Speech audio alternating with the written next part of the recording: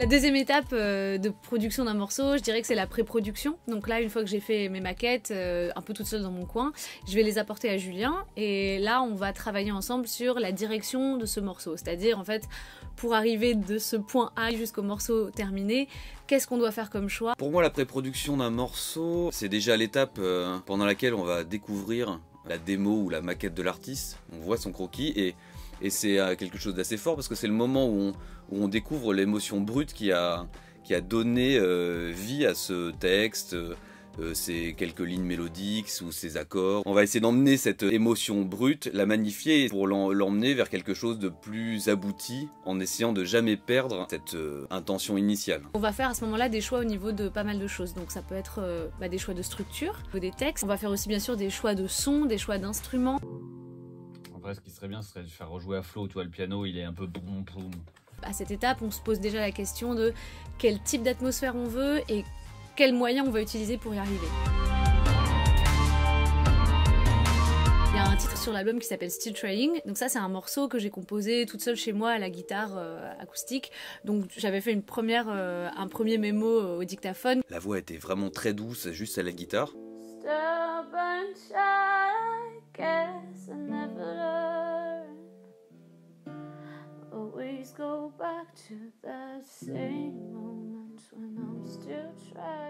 Donc je m'étais dit que ça serait chouette sur l'album de garder vraiment cet esprit hyper intimiste. Et on s'est rendu compte qu'en produisant ça, on commence à enregistrer les voix.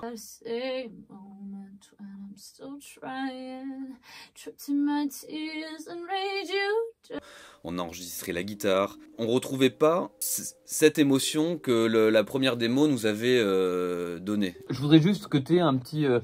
comme si tu chantais, c'est plutôt qu'une reverb qui crée un truc joli, j'aimerais juste te placer dans un environnement feutré. Donc j'aimerais trouver ce... Je trouve pas bien, qu'est-ce que... De toute façon, c'est logique, on n'a jamais fait un morceau comme ça, donc... Un truc, ça c'est Zarbi, ça. On est resté assez longtemps sur cette idée de guitare-voix pour au final tout envoyer balader. Finalement, on s'est retrouvé à enregistrer ce titre avec plusieurs guitares, dont une guitare électrique.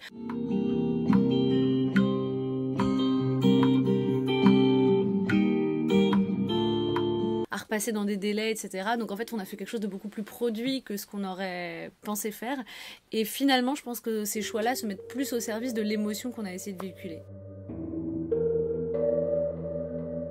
Alors, je dirais qu'en général, à 90%, quand j'arrive en studio, le texte, il est déjà pas forcément terminé, mais en tout cas, c'est clair que je vais avoir une vraie structure de texte parce que c'est quand même ce qui me drive dans la compo. Il y a un morceau sur l'album qui s'appelle Angry Baby, c'est le premier titre que j'ai écrit pour ce projet. Donc c'est un morceau qui était assez vieux. Ce morceau a eu plusieurs vies, on a mis du temps là encore à faire des choix de production sur ce titre. We got lost in this moment, no more than a night, but to me it was alright. I felt your old school vibe, it just felt free.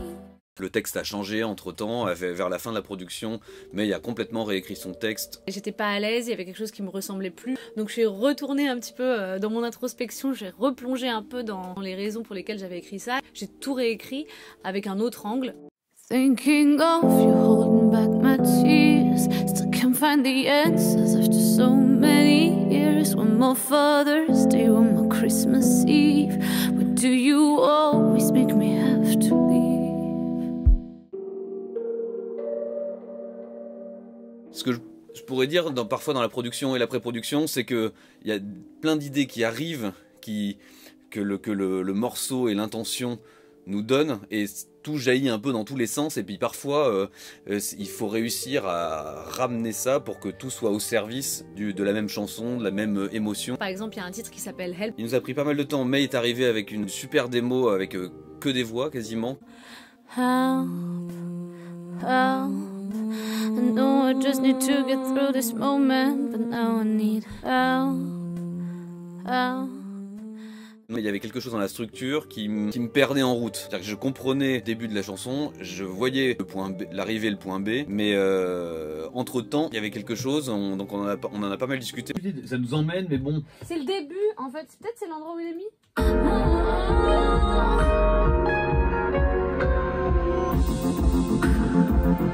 Ça c'est sympa, mais c'est presque un peu trop dansant, alors que...